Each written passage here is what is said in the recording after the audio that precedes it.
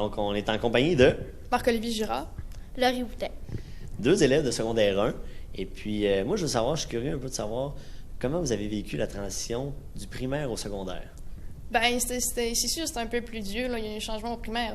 On a comme moins de devoirs un peu. Puis, ben, c'est plus facile. Puis là, ben, bang, tu tombes au secondaire. Puis, c'est plus ardu. Puis, il faut que tu sois plus concentré. Puis, c'est pas un prof qui va tout le temps, qui va t'occuper de toi. Là. Tu en as 9. Puis, c'est plus compliqué un peu. Ben, moi, ça a assez bien été aussi, mais c'est comme Marc-Olivier a dit, là.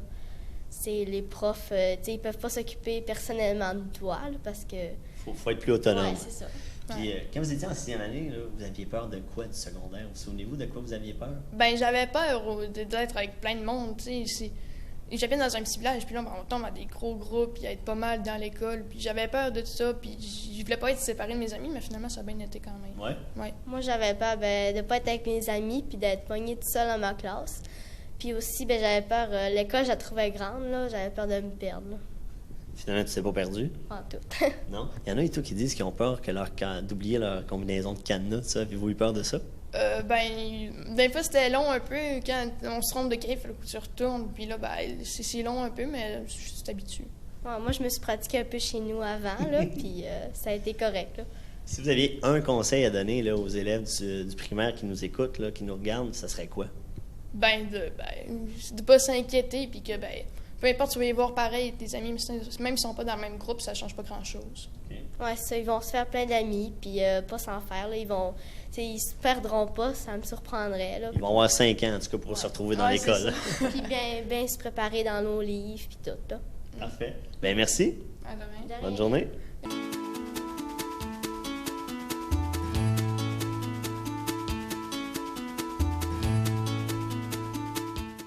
Alors, on est en compagnie du directeur de la Maison des Jeunes, le Jouvenceau, Stéphane Gagnon. Bonjour Stéphane. Salut. Ça va bien? Très bien, merci. Stéphane, aujourd'hui, je sollicite ton expertise et ton bagage d'expérience, comme on dit, en tant que parent et en tant qu'aussi intervenant auprès de nos jeunes adolescents de la région, pour parler de la transition que les jeunes vont vivre ou vivent aussi à chaque année entre l'école primaire et l'école secondaire. Je veux savoir en premier, toi, tes parents. Oui. Avant d'être un directeur d'organisme communautaire ici, tu es un parent de 2 enfants. Deux belles grandes-filles. Oui. Oui. Puis ils ont des parcours quand même différents. Oui. J'en ai une la plus vieille, qui a un handicap, qui a une déficience intellectuelle, puis qui a 15 ans. Puis j'en ai une qui vient juste de passer là, l'étape là, de rentrer au secondaire.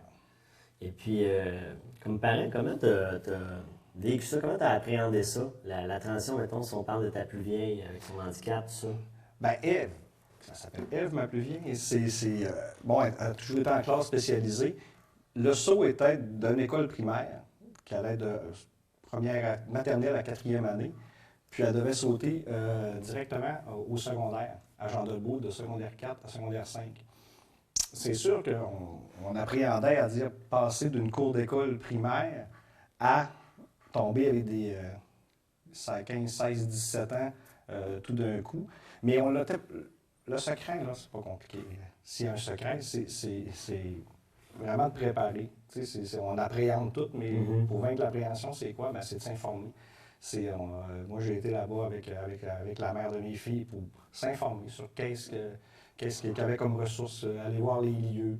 Moi, je suis parti avec elle, j'ai été faire tout le tour de l'école, présenter la secrétaire, le directeur, l'agent de sécurité. Pour sécuriser. Pour la sécuriser. Puis elle, quand elle est rentrée, les éducatrices m'ont dit que dans l'après-midi, là, elle se promenait dans le genre de beau comme si rien n'était. Ça fait que, papa était bien rassuré. Puis pour ta plus jeune, qui est plus dans un parcours régulier, comment tu as vécu ça, la transition? Ça s'est fait cette année, Ça s'est fait cette année. Puis en plus, ma plus jeune a une style très anxieuse. Ça fait que... Mais encore là, c'est la même affaire, c'est la préparation. Comme parent, il faut se préparer aussi, parce que l'enfant veut pas... cette période-là, du 12 ans à 13 ans, c'est pas une marche. C'est vraiment un palier qui monte. Il passe, quand on parle de psycho, on parle du ça, du moi, du surmoi. Il rentre vraiment dans le surmoi. Il passe vraiment de la fin de l'enfance au début de l'adolescence, il y a des changements physiques, il y a toutes ces affaires-là. Ça fait que si le parent, on ne se prépare pas, c'est sûr, moi je travaille tout le temps avec des adolescents, tout ça, ça fait que je suis conscientisé à ça, mais c'est un travail de préparation autant du parent que du jeune. Ça fait que elle, pendant cet été, ben, elle me parlait de c'est quoi ça, ces cours-là, c'est quoi là, sciences, c'est quoi ça, géo? La gestion de l'horaire. La gestion de l'horaire, tu sais, puis ça fait que c'était démystifier tout ça. C'était vraiment d'en parler. Ça fait qu'elle, en voyant ça, mais elle trouve ça dur, elle, par exemple. Tu sais, là, puis nous autres, il y a une nouvelle adaptation aussi. Mais je t'avoue que là, on est dans les premières semaines. Ça fait pas tout à fait un mois pratiquement que c'est commencé. Ouais, la rentrée a eu lieu dernièrement. C'est ça, elle trouve ça quand même assez spécial. Là, le début, là, les devoirs, changer de professeur. Tu sais, tu passes d'une classe de 25 où tu sais, entre guillemets, du cocooning, tu sais, puis tu tombes à... Tu as 8 professeurs dans 8 classes différentes, que ça, c'est toi qui te déplaces, tu changes de personne dans ton groupe. Juste venir dîner à la cafétéria, acheter ton repas. Exactement. Tu sais, tu deviens plus, au lieu d'être un membre d'un groupe de 25, tu deviens un individu, mais dans un groupe de plusieurs centaines, selon la polyvalente, des fois c'est des milliers. Fait que faut que tu trouves ta place dans ça. Déjà là, que tu arrives comme adolescent, puis que tu apprends tu cherches à trouver ta place, à trouver comme ta voix. Ça fait que c'est sûr qu'au début, là, c'est fréquent un petit peu, excuse le terme, là, mais c'est tout à fait normal. Mais appréhender, je pense que c'est normal. L'inconnu fait tout le temps peur un peu. C'est juste que c'est d'en parler, puis c'est de rester vraiment attentif puis les intervenants dans les polyvalentes, là, en tout cas, moi, pour mon cas, tu me parles de mon cas, à Mistassini, ils sont... parfait. Ils sont qualifiés. Ils sont qualifiés. On est chanceux. Puis en plus, ceux qui travaillent dans le premier cycle du secondaire 1-2, sont soucieux de ça. Sont soucieux de ça. Puis si tu n'aimes pas ça, là, de toute façon, tu ne travailleras pas avec ces clientèles-là. C'est plus dur, on le voit aussi en maison de jeunes. Là, si je fais le parallèle, là, on a des jeunes, on a des plus vieux. Il y a des animateurs qui sont plus à l'aise avec des plus vieux, d'autres qui sont plus à l'aise avec des plus jeunes. Il y en a qui sont à l'aise avec tout le monde. Là. Mais ça reste que faut que tu aies cette passion-là. Là. Généralement, là, quand nos jeunes arrivent en secondaire 1, ils ont encore besoin de supervision. Ce que moi je vois, c'est qu'ils ont encore besoin, nos jeunes ont besoin d'être motivés, d'être encouragés, d'être reconnus tout le temps de leur vie. Ça, c'est clair, peu importe l'année.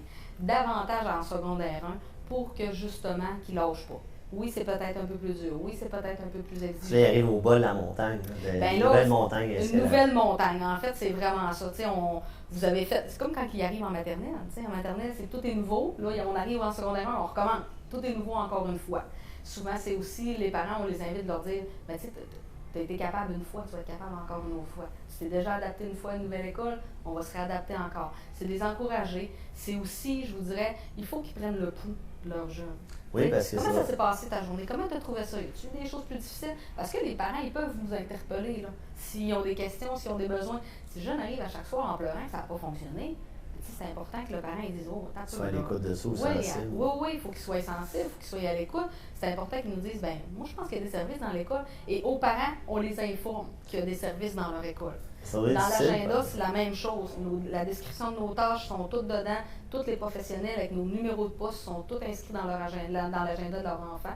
Fait que, s'ils prennent la peine, s'ils prennent le temps, ils vont de feuilleter un peu l'agenda, ils vont avoir beaucoup de réponses, ils vont avoir tous nos protocoles, ils vont avoir tout ce qu'on fait au niveau de la toxicomanie, tout ce qu'on fait au niveau de l'intimidation, ils vont avoir tout ça, sont capables de s'informer énormément. Ça va être difficile, par exemple, parce que le rôle du parent, son jeune est en transition, il veut de plus en plus de liberté. Fait que là, le parent, puis en même temps, le parent, il faut qu'il continue de l'encadrer. Fait que là, de dire, je laisse l'espace à mon jeune, mais en même temps, je vais lui montrer que je suis là. J'ai envie de vous dire, ce que moi, je travaille beaucoup avec mes parents, c'est qu'à l'adolescence, c'est un autre type d'approche. Secondaire 1, c'est quand même, ça peut être sensiblement ce qu'ils faisaient en 6e année.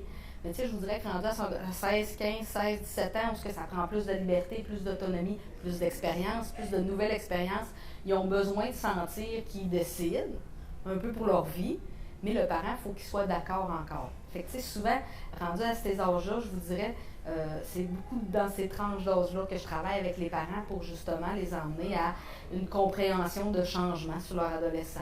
Une compréhension aussi de c'est normal qu'ils fassent ces expériences, c'est normal qu'ils veulent aller voir autre chose, c'est normal que vous ayez de nouvelles permissions. Fait qu'il faut vraiment les coacher dans OK, ils sont en changement, vos enfants. Asseyez-vous puis négociez avec eux, vous allez voir, ça va bien fonctionner. Puis il peut y avoir de l'essai et erreur aussi. Il y a de l'essai et erreur. J'aime ça leur dire, souvent je leur dis, puis j'aime ça. Écoutez, on s'est tous déjà plantés une fois dans la vie. Hein? Ben, votre enfant aussi va se planter sûrement une fois. On ne peut pas les enrouler. Tu sais, je dis souvent, on ne peut pas les enrouler dans du papier bulle. Tu sais, pour pas qu'ils se blessent. Il faut aussi, tu sais, le rôle du parent rendu à cet âge-là, c'est de l'enseignement. Hein? C'est de les éduquer, c'est de leur enseigner ben, c'est quoi la vie, c'est quoi les expériences de vie. Et si tu prends cette décision-là, ça va être ça la conséquence. Les rendre responsables de leurs actes. Les rendre responsables. Je leur dis souvent, mais n'oubliez pas, c'est un adulte en devenir que vous êtes en train de construire. Ça va devenir un adulte. Fait qu'avec les valeurs, les principes et l'écoute que vous allez lui apporter, ça va devenir un adulte responsable, possiblement. Fait que le rôle du parent est encore très, très important, même avec un jeune qui arrive au secondaire. Hyper important. Hyper, puis je vous dirais encore plus, parce que le jeune, il faut le suivre, parce que le jeune il est un peu confronté à ses choix. Parce que si on veut que le jeune devienne autonome, si on veut qu'il devienne mature, il faut lui apprendre à lui faire des choix. Il ne faut pas toujours les bons, mais nous, on est en arrière pour essayer de les baliser, ces choix-là. Puis quand je dis nous, je parle du milieu scolaire, puis je parle des parents. Puis le défi, c'est que les valeurs de la société ont un peu changé, là. Avant, tout le monde avait pas mal les mêmes valeurs. Aujourd'hui, on n'a pas toutes les mêmes croyances. On n'a pas toutes les mêmes exigences. Fréquentation scolaire, tu manques des cours, c'est on va le justifier, je vais appeler pour le motiver. Et je dis des fois à des parents, des élèves, ouais, tu as manqué 15 cours.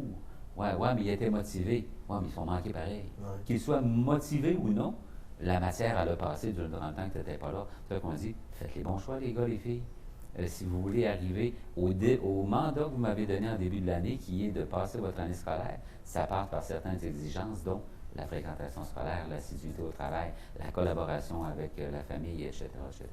J'imagine que les parents aussi sont appelés à s'impliquer de plus en plus dans les activités. Les parents sont invités à s'impliquer de plus en plus. Les parents, c'est plus difficile. On connaît aussi la réalité des familles. Hein. Beaucoup de familles monoparentales, beaucoup de parents ont 2 emplois pour boucler le budget à la fin du mois. C'est difficile pour eux aussi de dire, ben, quand leur semaine de travail est faite de 40, de 50 heures, de dire, ben, je vais aller donner des heures à l'école. Par contre, ce qu'on attend d'eux, c'est évidemment la participation quand on a des besoins pour leur enfant à eux. Participer au plan d'intervention, venir aux visites de bulletins. Nous, on est chanceux. On a faire les suivis aussi. Faire le suivi avec les enseignants, l'accompagnement des devoirs. Hein. Souvent, les parents nous disent « Mon Dieu, mon jeune est rendu au secondaire, je ne sais plus comment faire pour l'aider. » Vous n'avez pas besoin d'être assis à côté pour l'aider. Vous avez juste besoin d'être là.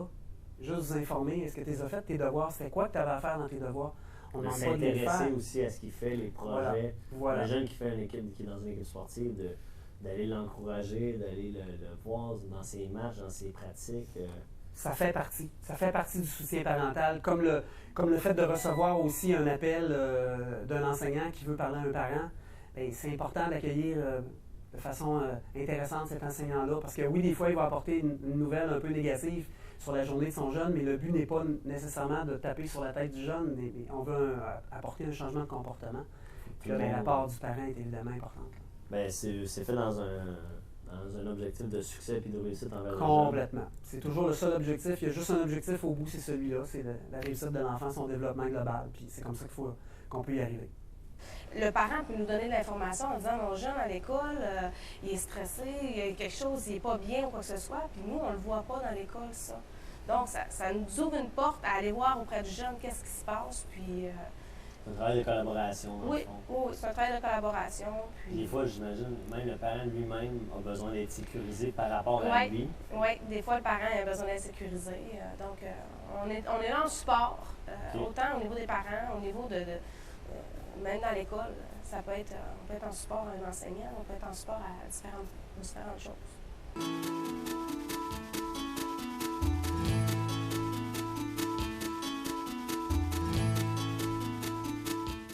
là, le rôle des autres, c'est d'être des adultes significatifs. Oui, les emplois de base, c'est soit d'enseigner, de faire la vie étudiante, soit d'être animateur en maison de jeunes, soit d'être... Tous les adultes qui en entourent, leur rôle, c'est d'être des exemples, dans le fond, des adultes significatifs. Ça fait que, à partir de là, ben, le jeune, lui, il va aller soit vers un prof d'éducation physique, il va s'identifier, vers un entraîneur de hockey, il va aller chercher, là, tu sais, l'image que je donne souvent, c'est que, rendu à cet âge-là, tes parents, ils t'ont habillé toute ta vie, puis là, tout à coup, tu veux... t'habiller toi-même. Fait que là, hop, il y a un petit chandail, que ça, c'est la personnalité de tel professeur. Hop, ça, c'est telle vedette de musique. Quand on parle des exemples aussi des sportifs, on parle... Tu sais, fait qu'on essaie de s'habiller. Bien souvent, les valeurs, les vêtements qu'on a en dessous, ça reste les valeurs que les parents nous ont inculquées à la base. T'sais. Ça fait que, pour répondre à ta question, c'est que tous ces individus-là sont des exemples potentiels pour les jeunes. C'est d'être conscient, je pense aussi, de rappeler aux parents qu'ils ont un rôle à jouer. Oui, c'est plus le même rôle que de ton enfant au primaire ou ton enfant à la maternelle ou à la garderie, mais il y a encore, puis ça, tu peux me confirmer comme parent, tu dois être présent auprès de ton enfant aussi, vraiment. Ah, bien, j'ai déjà dit à des parents, tu ne peux pas être parent de façon ponctuelle. Tu sais, Manu, tout à coup, il arrive quelque chose, bien là, j'interviens. Non, c'est en continu, c'est de faire de l'observation, c'est de le regarder peut-être de plus loin un peu, le laisser aller, tu sais, là, mais toujours le maintenir quand même dans un cadre, qui connaisse quand même les limites, tu sais, puis que ce cadre-là soit constant. Puis ça, bien, écoute, je le répète, je ne sais pas combien de fois par semaine, mais le cadre et la constance, là, c'est avec les jeunes, c'est des mots-clés. Ce qui est intéressant aussi pour les élèves du secondaire versus les élèves du primaire, c'est qu'ils ont la chance de rencontrer un plus grand nombre d'adultes avec différents intérêts, différentes passions. Ils ont différents enseignants, ils ont différents membres du personnel. Jusqu'à quel niveau vous pensez que c'est intéressant justement qu'il y ait cette ouverture-là face à ces adultes-là? C'est non seulement intéressant, mais c'est nécessaire parce que oui, c'est le fun qu'ils aient à vivre ça. Puis en même temps, ça comporte des moyens défis parce que moi, comme personne, comme personnalité, ça peut arriver que je ne m'entende pas avec mon prof en avant ou avec l'élève qui est en avant. Moi, comme adulte, je suis capable de le gérer, de dire, bien, regarde, moi, j'ai un élève, mais ce qui est important, c'est la matière que je lui donne. Mais le jeune qui s'entend moins bien avec son professeur, puis ça peut arriver, ça, c'est foncièrement humain. Il faut le guider, il faut qu'il apprenne à le gérer, ça. Parce que il va avoir un job de fin de semaine, ça peut arriver qu'il n'aime pas ses collègues, qu'il n'aime pas son patron. Il va étudier à des niveaux supérieurs, la même réalité s'applique. Il va arriver au marché du travail, la même réalité peut s'appliquer. Donc, Ses nouveaux amis aussi vont lui amener vers différentes passions. Tout à fait. Alors, c'est important. C'est une chance et c'est drôlement important que les jeunes aient à vivre cette réalité-là. Puis c'est pour ça, d'ailleurs, que c'est fait comme ça.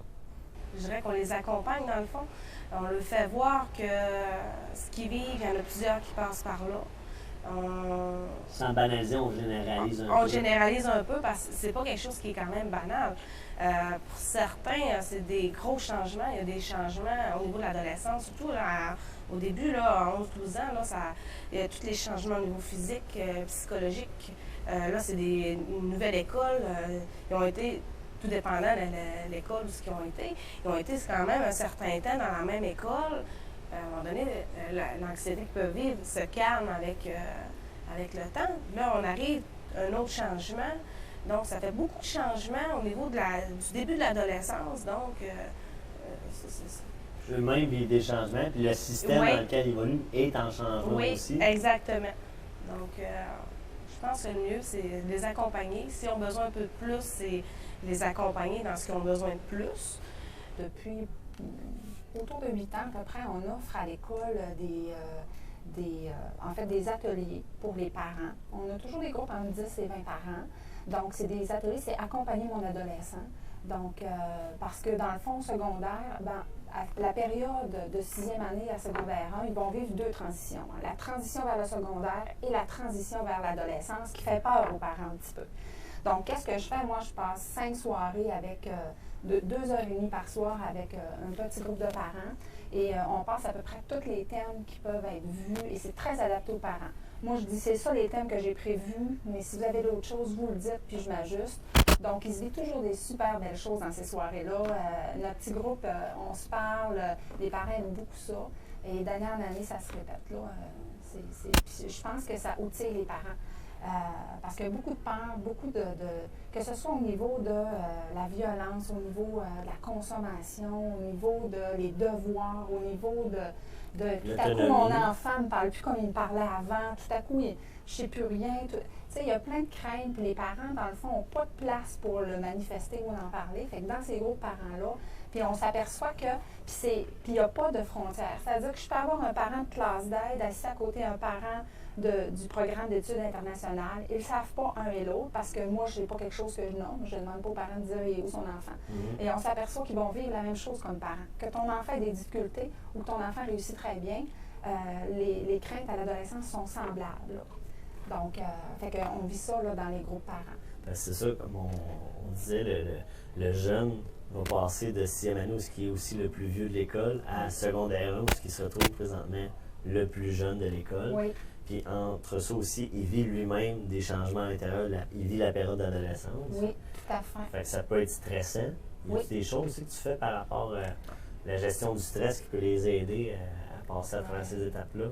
Bien oui, en fait, l'école, on a fallu s'ajuster parce que le stress, l'anxiété, c'est des termes, ça, qui ont explosé dans les dernières années, là. Je veux dire, moi, ça fait 23 ans que je travaille ici, puis j'ai jamais eu à parler autant de stress et d'anxiété avec les enfants, les jeunes. Qu'est-ce qu'on offre? En fait, on a comme 2 volets. On a des groupes sur la gestion du stress qui est pour des élèves qui vraiment ont besoin de pousser le sujet un peu plus. Donc, moi et Barbara Nuret, qui est la psychologue, qu'est-ce qu'on fait? C'est qu'on offre des groupes fermés sur l'heure du midi. On a un premier groupe de premier cycle, secondaire 1 et 2, et on va le faire aussi avec le 2e cycle, secondaire 3, 4, 5. Donc, c'est des midis, on dit ensemble, puis on parle de ça. On a aussi l'autre volet qui est davantage qu'on va aller en classe pour parler du stress en général. 1 heure. Petit truc pour la gestion des examens, les exposés oraux, qui sont encore qui génèrent beaucoup de stress. Donc, c'est ces 2 volets-là. On offre la possibilité d'aller en classe. On y va entre autres en secondaire 3 bio, qui est intégré dans le programme avec Mme Annie Simard en biologie.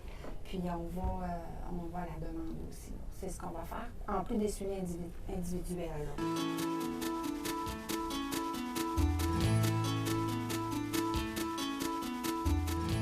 Si on parle un peu de ton rôle d'intervenant, de ton rôle de directeur de la Maison des jeunes de Jouvenceau, c'est quoi le rôle d'un organisme peut avoir comme ça auprès des jeunes qui sont en transition? Je sais que là, vous, au Jouvenceau, dans le fond, vous avez ouvert vos portes avec les jeunes de 6e année, justement, peut-être pour les aider. Y a-t-il des choses que vous faites en particulier? Écoute, c'est en plein ça, puis on est rendu en 2015, puis je te dirais que dans les 15 dernières années, avec l'avenue des médias sociaux, toutes ces choses-là, on dirait que l'adolescence qui commençait à 12 ans, passé, tout ça, maintenant, est plus vers 11 ans, 11 ans et demi. Fait que maintenant, en Maison de jeunes, on accueille les 11 ans et demi.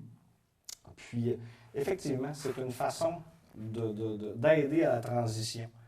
Tu sais, là, puis encore là, c'est à la part au contact des animateurs qui, nous autres, on dit qu'ils sont des adultes significatifs, qu'on passe nos messages, qu'on les prépare à travers tout ça. Ça lui permet de côtoyer déjà des jeunes qui sont au secondaire. Ça fait qu'ils sont déjà des amis qui sont au secondaire. C'est quand même un choc, tu sais, du jeune qui se retrouve le plus vieux de l'école primaire à tomber le plus jeune de l'école secondaire. Exactement. Puis hier encore, quand je suis passé hier soir, les animateurs à Mistassini avaient regroupé là, la quarantaine de jeunes qui étaient au local à Mistassini pour dire, bon, regardez, ils ont fait des visites dans les classes dernièrement. Puis la semaine passée, fait qu'il y avait des nouveaux qui étaient des 6e année, les accueillir, les intégrer, qui prennent leur place, tout ça. Fait que tu sais, ça, c'est le processus. Puis en cours d'année, ben, ça devient que c'est toute une gang. Mais effectivement, quand tu arrives au secondaire, ben, tu connais déjà plein de gens que tu as fréquentés dans un autre milieu de vie. Là, Stéphane, tantôt on en parlait de l'encadrement des jeunes. Je sais que les jeunes, peu importe l'étape où ils sont rendus dans leur vie, c'est important qu'ils soient encadrés. Et ça l'est encore plus important quand ils vivent la transition, quand ils vivent l'adolescence, quand ils vivent un changement. Et la transition qu'ils peuvent vivre du primaire au secondaire est quand même importante dans le changement. Et je me disais, il y a sûrement d'autres organismes ici dans la région qui peuvent aider à encadrer les jeunes. Il y a sûrement des mouvements de concertation, Bien, tu as des tables, comme la table de concertation jeunesse, qui regroupe une quarantaine d'organismes. Autant on parle d'organismes que d'institutions, que ce soit le CIUS, que ce soit la SQ, que ce soit les commissions scolaires, ou tous les organismes qui ont des volets jeunesse. Ça fait que, à partir de eux, on est toujours capable de trouver des solutions ou de pallier à des manques à des endroits. Ensuite de ça, tu as des organismes, tout ce qu'il y a d'organismes sportifs aussi. Tu sais, c'est des milieux de vie différents. Tu sais, un club de judo peut être aussi important là-dedans ou, mettons, un corps de cadets. Ça peut permettre aux jeunes de s'accrocher des fois dans des moments plus houleux de la vie. Exactement. Puis tu es toujours, j'en reviens encore ça, mais tu es toujours en contact d'adultes significatifs. Ouais. Ça fait que, tu sais, là, c'est oui, t'as tes parents, mais, tu sais, un adulte, des fois, c'est les meilleures personnes pour comprendre le jeune à cette époque-là. On a tous été ados, hein. Ouais. Nos parents ne nous connaissent pas, ils connaissent rien, ils sont... Fait que, mais l'autre, à côté, le père de ton ami, est tout le temps plus haut. Fait que, tu sais, cette période-là, c'est pas vrai, dans le fond. Mais ça reste que c'est toujours être en contact d'un adulte significatif. Puis le parent, lui, c'est de vérifier si il est correct, cet adulte-là. Ouais. Mais comme je te dis, tu as des corps de cadets, je trouve que c'est super bon aussi. Tu sais, tu as aussi des mouvements comme Parents veulent savoir. Bon, c'est la commission scolaire, la SQ, les gens d'ICIUS, plein d'organismes communautaires, que ce soit des maisons de jeunes, tout ça, qui siègent là-dessus puis qui cherchent les grands thèmes qui pourraient aider les parents à aider leurs enfants. Par année, je pense, il me semble que c'est 5 formations qui se donnent dans chacune des grandes localités du comté, que ce soit Roberval, Saint-Félicien, Normandin et Dolbeau. Ça fait que, puis ça, à toutes les inscriptions, on les a, puis ils cherchent justement à aider les parents. Des fois, on touche à ça, là, la transition parent-enfant, l'aider dans les devoirs. Tu sais, même nous, secondaire, c'est pas facile. Comment gérer notre ado? Non, puis ça, c'est une crainte que les parents ont aussi, les devoirs. Comment je vais aider mon jeune dans ses travaux? Exactement. Il y a plein de ressources. Dans le fond, on se rend compte qu'il y a plein de ressources. Il faut juste que le parent s'informe, qu'il conserve son rôle de parent, qu'il l'assume différemment, puis que l'ado aussi soit ouvert au changement, puis qu'il comprenne que le parent peut être encore là aussi pour l'aider. Tu as tout à fait raison.